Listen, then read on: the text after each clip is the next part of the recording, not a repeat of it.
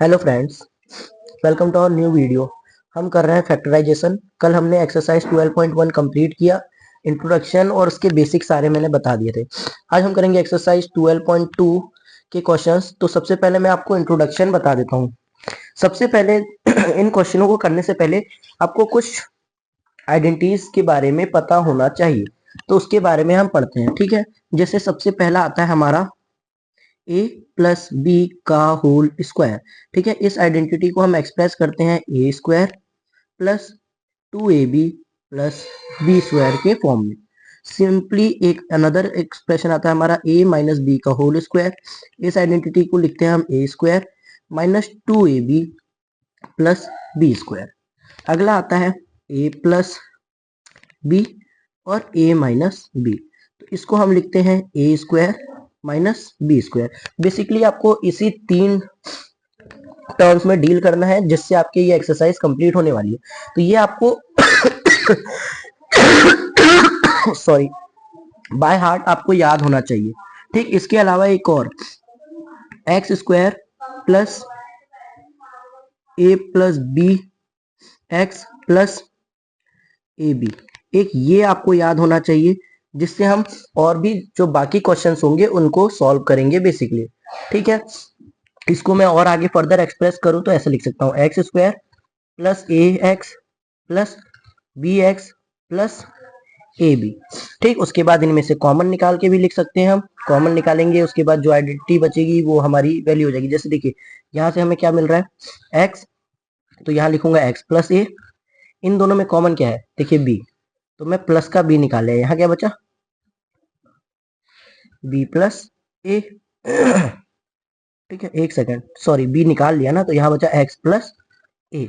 ठीक, अब ये और ये टर्म जब सेम आ जाता है तो हमने सही सही सॉल्व किया। ये जब हम क्वेश्चन करेंगे तो आपको क्लियरिफाई हो जाएगा। तो इसको और इसको एक टर्म बना के लिखते हैं, यानी एक्स प्लस बी और ये एक्स प्लस ए। ये मैंने आपको पिछले क्वेश्चंस में भी समझाया है कि ऐसा क्यों लिखते हैं। जैसे हमारा कोई टर्म होता है ए प्लस बी, इसका इनटू होता है बी सी प्लस डी लेता हूँ। ठीक है, सी प्लस डी से। ठीक, तो हम इसको बेसिकली क्या लिखते हैं, ए का मल्टीप्लाई सी प्लस डी से करते हैं। ठीक है, सी प्लस डी से, और सेम यहाँ प्लस का बी है, इसका मल्टीप्लाई सी प्लस डी से लिखते हैं। तो इसी को मैं रिवर्स करके इस फॉर्म में लिखता हूँ। तो यहाँ पर मैं बेसिकली यही किया हूँ। ये आपको समझ में आया होगा कैसे किया।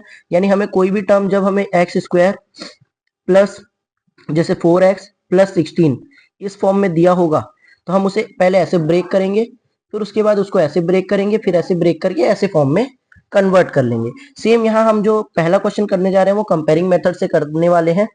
ठीक है, अब मैं आपको करके बताता हूँ, फिर आपको और ज्यादा क्लियर हो जाएगा। ठीक, और आपके सारे डाउट्स भी क्लियर हो जाएंगे। चलिए करते हैं पहला क्वेश्चन। कि जैसे एक्सरसाइज 12.2 का पहला क्वेश्चन हमारा फैक्टराइज द फॉलोइंग एक्सप्रेशन।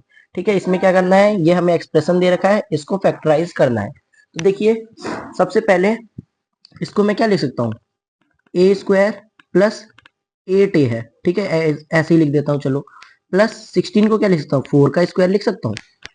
ठीक है, यहाँ आपको दिख रहा है कि ये क्या मेरा ये जो 8a है, क्या ये 2ab के फॉर्म में हो सकता है।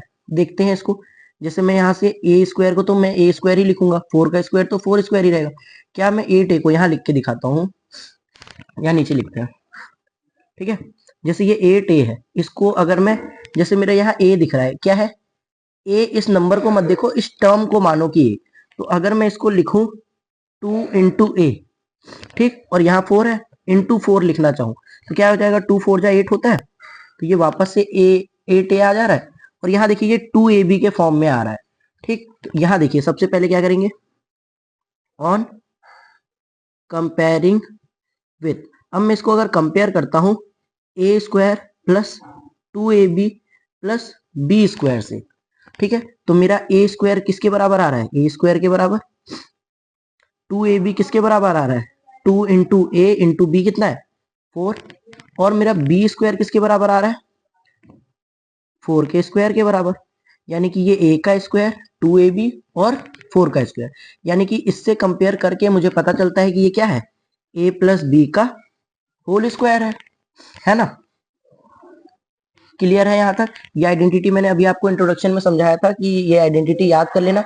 तो मुझे यहाँ से पता चल रहा है कि ये जो है A square plus 2ab plus B square, इसको मैं ऐसा लिख सकता हूँ। और इसको मैं जब इनसे कंपेयर करता हूँ तो ये जो टर्म्स है, यानी ये वाले टर्म्स, ये भी इसके बराबर आ रहे हैं, है ना, इस टर्म से मैच कर रहे हैं। तो मैं बेसिकली यहाँ लिख सकता हूँ क्या, ए स्क्वायर प्लस 8a प्लस 4 का स्क्वायर जो है ये मेरा a प्लस 4 के होल स्क्वायर के बराबर है। क्लियर हो गया? बहुत ही सिंपल तरीके से करके हमने इसे सॉल्व कर लिया है। अगर आपको अभी भी समझ में नहीं आया तो अभी आपको क्लियर हो जाएगा। जैसे यहाँ देखिए, ये क्या है हमारा, P square minus 10p plus ये 25 को क्या लिख सकता हूँ, 5 का स्क्वायर लिख सकता हूँ, बिल्कुल ठीक है। फिर इसको मैं कंपेयर करता हूँ, ऑन कंपेयरिंग विथ, अब देखिए ये वाले बीच के टर्म को देखना है, ठीक है। अगर ये माइनस का है तो हम इसको a माइनस बी के होल स्क्वायर से कंपेयर करेंगे। अगर ये प्लस का है बीच वाला टर्म तो a प्लस बी के होल स्क्वायर से कंपेयर करेंगे। जैसे यहाँ है पी स्क्वायर माइनस, इसको अगर मैं 2ab के फॉर्म में लिखने की कोशिश करूं तो मैं लिख सकता हूँ 2 into P into 5 plus B का स्क्वायर यानी 5 का स्क्वायर। तो मैं कंपेयर कर रहा हूं इसको, ये ऑन कंपेयरिंग विथ किससे, ए स्क्वायर माइनस 2ab, है ना, प्लस बी स्क्वायर से। तो मुझे यहां से क्या मिल रहा है, ये a माइनस बी का होल स्क्वायर होता है। सेम यहाँ इसको जब मैं कंपेयर करता हूँ, P square minus 2 into P into 5 plus 5 का स्क्वायर, तो यहां से ये मुझे पता चल रहा है p माइनस 5 का होल स्क्वायर। क्लियर है? यहाँ हमें बस यही देखना है कि बीच का टर्म कौन सा है। अगर बीच का टर्म हमारा 2ab माइनस का है तो माइनस का इक्वेशन बनेगा, अगर प्लस का है तो प्लस का बनेगा, ठीक है। तो यानी प्लस वाली आइडेंटिटी लगा देंगे। इसको हम मिडल टर्म से भी कर सकते हैं, जो कि मैं आपको नेक्स्ट वीडियो में कराता हूँ।